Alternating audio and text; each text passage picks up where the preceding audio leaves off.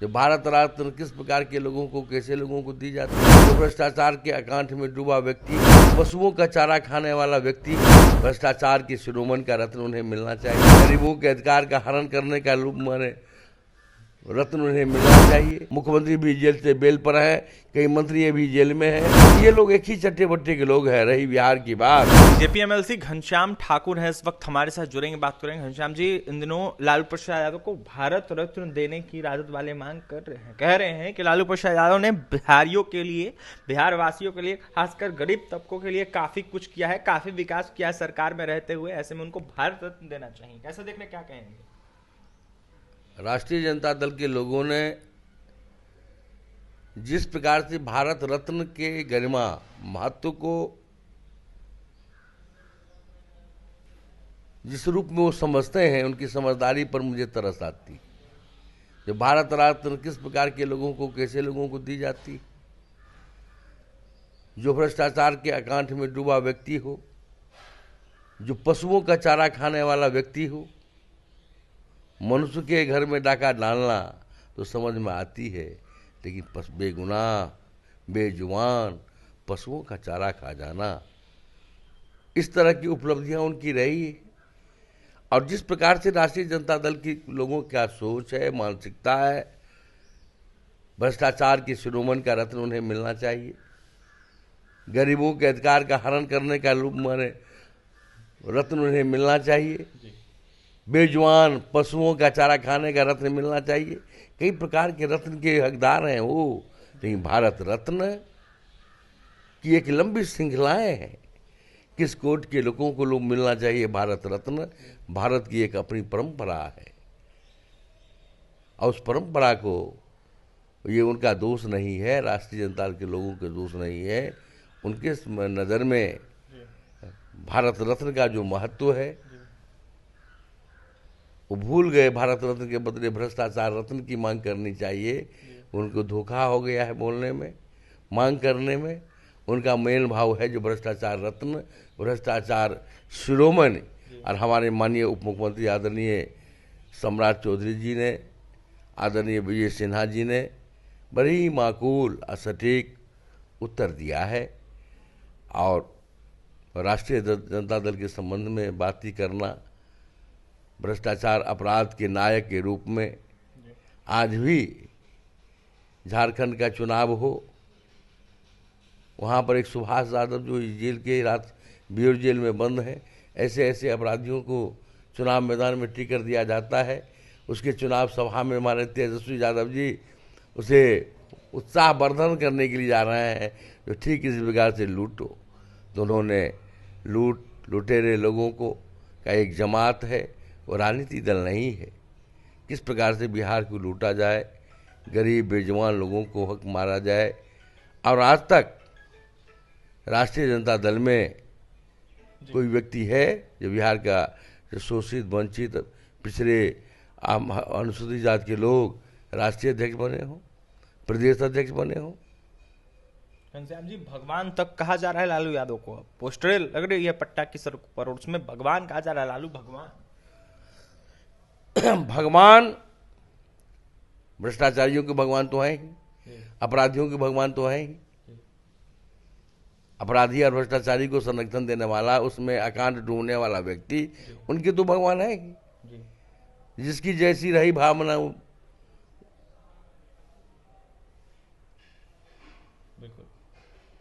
अपने भावना के अनुकूल अपने भगवान को लोग तलाश रहे हैं, उनके लिए वही भगवान है। राम का जीवन दर्शन अलग है, कृष्ण का जीवन दर्शन अलग है, भगवान शिव का जीवन दर्शन अलग है। भगवान के महत्व को, भगवान के मर्म को, भगवान शब्द के अर्थ को भगवान किसे कहा जाए, जो जिस रूप में उनका भगवान वही है। तो लुटेरों के भगवान है, भ्रष्टाचारियों के भगवान है, तो वो कहें उस पर कोई मुझे आश्चर्य नहीं हो रहा है। ये तो अपने अपने भगवान को लोग भजते हैं। अंतिम सवाल रहेगा घनश्याम जी आपसे। झारखंड में विधानसभा चुनाव, महाराष्ट्र में विधानसभा चुनाव, बिहार में 4 सीटों पर उपचुनाव, उत्तर प्रदेश में 9 सीटों पर उपचुनाव, ऐसे में कैसा प्रदर्शन आप लोग कर रहे हैं? सबसे पहली भारतीय जनता पार्टी की उत्तर प्रदेश में जीत तभी हो गई जब देश की सर्वश्रेष्ठ पार्टी 99 सीट लाने वाले कांग्रेस पार्टी उत्तर प्रदेश के उपचुनाव मैदान से बाहर हो चुकी है। आप लड़ने का साहस नहीं दिखा पाए। तो अपने आप में उत्तर प्रदेश का परिणाम सर्वविदित है। जो दल अपने को सर्वश्रेष्ठ समझता है, प्रधानमंत्री के लिए व्याकुल भारत की तरह वो छटपटा रहे हैं, जब उपचुनाव लड़ने का साहस उन्हें नहीं दिख रहा है। बिहार में कहीं चुनाव वो नहीं लड़ रहे हैं, कई राज्य ऐसे हैं जहां पर उपचुनाव नहीं लड़ रही है कांग्रेस पार्टी।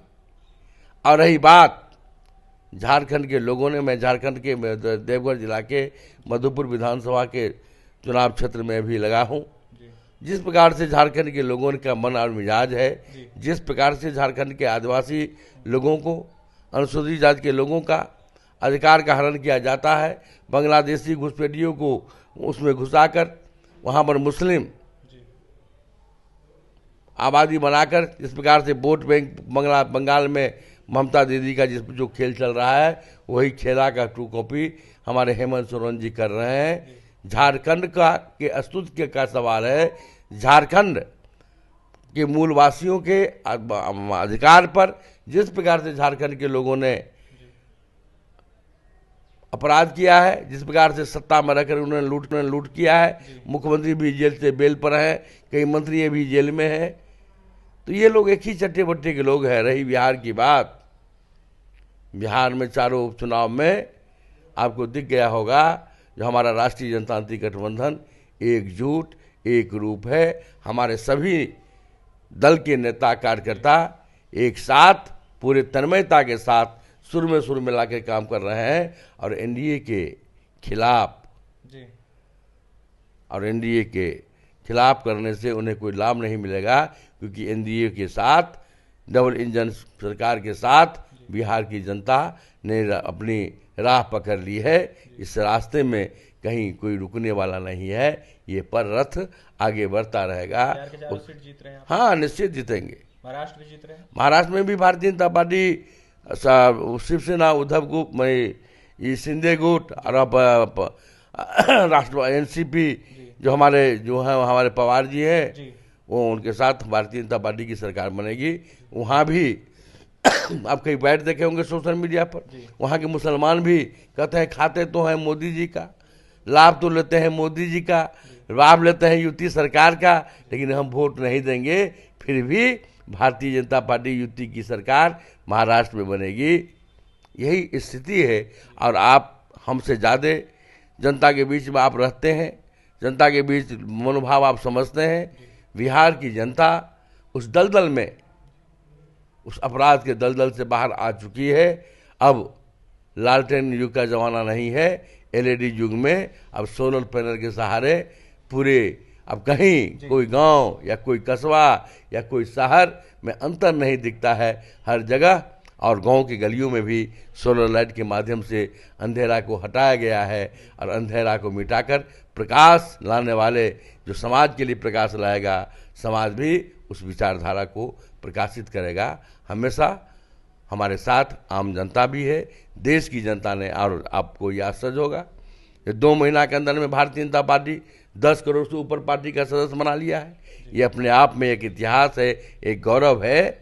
और आने वाले कुछ दिनों में हम 11 करोड़ पार कर जाएंगे।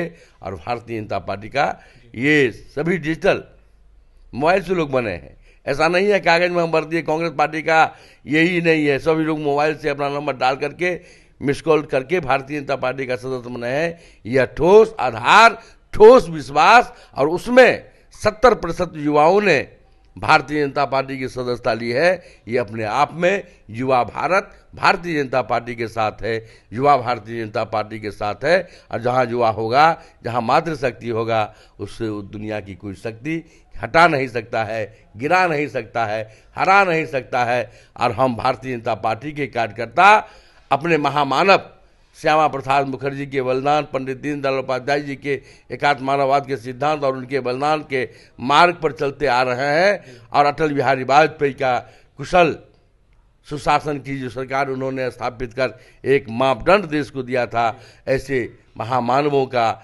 आशीर्वाद, उनका विचार हमारा पथ प्रदर्शक है और हमारे राष्ट्र नायक आदरणीय नरेंद्र भाई मोदी जी, हमारे राष्ट्रीय अध्यक्ष आदरणीय जगत प्रकाश नड्डा जी, हमारे गृह मंत्री आदरणीय अमित भाई शाह जी, जिस कश्मीर के अंदर लोग वोट नहीं गिराने जाते थे, वोट का बहिष्कार करते थे, आज 70 से 80% लोग वहाँ मतदान किए हैं। यह दुनिया को नरेंद्र मोदी और अमित शाह जी ने दिखला दिया जो भारत के साथ जम्मू कश्मीर की आवाम है और भारत की लोकतांत्रिक प्रक्रिया को पहली आज़ादी के बाद पहली बार निर्वाचित सरकार ने भारत के संविधान का शपथ लेकर के मुख्यमंत्री बने हैं हमर उमर अब्दुल्ला जी।